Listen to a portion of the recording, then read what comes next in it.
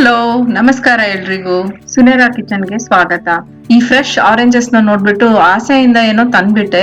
ಇವಾಗ ಇದನ್ನ ಖಾಲಿ ಮಾಡೋದು ಹೇಗೆ ಅಂತ ಯೋಚನೆ ಮಾಡೋವಾಗ ನನ್ಗೊಂದು ಐಡಿಯಾ ಬಂತು. ಆರೆಂಜ್ ಜ್ಯೂಸ್ ಹಲ್ವಾ ಮಾಡೋಣ ಅಂತ.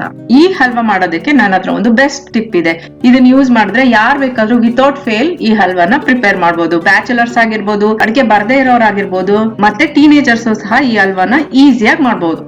ಸರಿ, ಹಾಗಾದ್ರೆ ಬನ್ನಿ ನೋಡೋಣ ಟಿಪ್ ಏನು ಅಂತ, ಮತ್ತೆ ಹಲ್ವಾ ಹೇಗ್ ಮಾಡೋದು ಅಂತ. ಅದಕ್ಕೂ ಮುಂಚೆ ನನ್ನ ಚಾನೆಲ್ ನ ಸಬ್ಸ್ಕ್ರೈಬ್ ಮಾಡಿಲ್ಲ ಅಂದ್ರೆ ದಯವಿಟ್ಟು ಸಬ್ಸ್ಕ್ರೈಬ್ ಮಾಡಿ.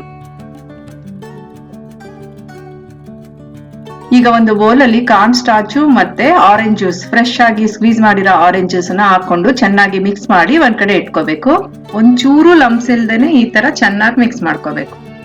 ನೆಕ್ಸ್ಟ್ ಒಂದು ಗ್ಲಾಸ್ ಕಂಟೈನರ್ ಅಥವಾ ಪ್ಲಾಸ್ಟಿಕ್ ಏನಾದ್ರೂ ಆಗಿರ್ಬೋದು, ಅದಕ್ಕೆ ಸ್ವಲ್ಪ ಸೌರಿ ಅದಕ್ಕೆ ಆಮಂಡ್ ಮತ್ತೆ ಪಿಸ್ತಾಶಿಯೋ ಯಾವ್ದೇ ನಟ್ಸ್ ಆಗಿರ್ಬೋದು ಅದನ್ನ ನೀವು ಎಷ್ಟು ಬೇಕೋ ಅಷ್ಟು ಅದ್ರೊಳಗಡೆ ಈ ತರ ಉದ್ರಿಸಿ ರೆಡಿ ಇಟ್ಕೋಬೇಕು. ನೆಕ್ಸ್ಟ್ ನಾನು ನಾನ್ ಸ್ಟಿಕ್ ಪ್ಯಾನ್ ಗೆ ಶುಗರ್ ನ ಹಾಕ್ತಾ ಇದ್ದೀನಿ. ಸಕ್ಕರೆನ ನೀವು ಎಷ್ಟ್ ಬೇಕಾದ್ರೂ ಹಾಕೋಬಹುದು, ಸ್ವಲ್ಪ ಜಾಸ್ತಿ ಕಡಿಮೆ. ಆರೆಂಜ್ ಜ್ಯೂಸ್ ಸ್ವೀಟ್ ಆಗಿದ್ರೆ ಕಡಿಮೆ ಹಾಕೋಬೇಕಾಗತ್ತೆ.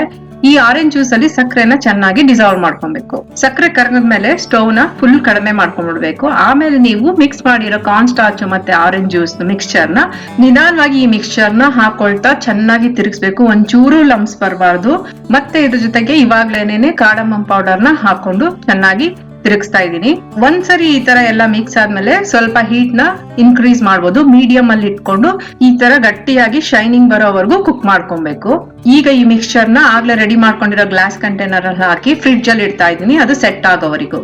ಈ ಹಲ್ವಾ 1 hour ಅಷ್ಟರಲ್ಲೇ ಸೆಟ್ ಆಗುತ್ತೆ, ಸ್ವಲ್ಪನೇ ಕ್ವಾಂಟಿಟಿ ಇರೋದ್ರಿಂದ. ಹಲ್ವಾ ಸೆಟ್ ಆದ್ಮೇಲೆ ಈ ತರ ಒಂದ್ ಪ್ಲೇಟ್ ತಗೊಂಡು ಅದ್ರ ಮೇಲೆ ಇಟ್ಟು ರಿವರ್ಸ್ ಮಾಡಿದ್ರೆ ಹಲ್ವಾ ಆದಷ್ಟು ಅದೇನೆ ಕಂಟೈನರ್ ಇಂದ ಬಿಟ್ಕೊಳ್ಳುತ್ತೆ. ಈಗ ಗಾರ್ನಿಶ್ ಮಾಡೋಂತ ಕೆಲ್ಸನೂ ಇಲ್ಲ. ಈ ತರ ಕಂಟೈನರ್ ನ ಮೊದಲನೇ ರೆಡಿ ಮಾಡ್ಕೊಂಡು ಇಟ್ಕೊಳ್ಳೋದ್ರಿಂದ ಹಲ್ವಾ ಈಸಿಯಾಗಿ ಆಚೆಗೆ ತೆಗಿಬಹುದು, ಮತ್ತೆ ಪೀಸಸ್ ಮಾಡೋಕ್ಕೂ ಈಸಿ ಆಗುತ್ತೆ, ಮೆಸ್ಸಿ ವರ್ಕ್ ಇರಲ್ಲ.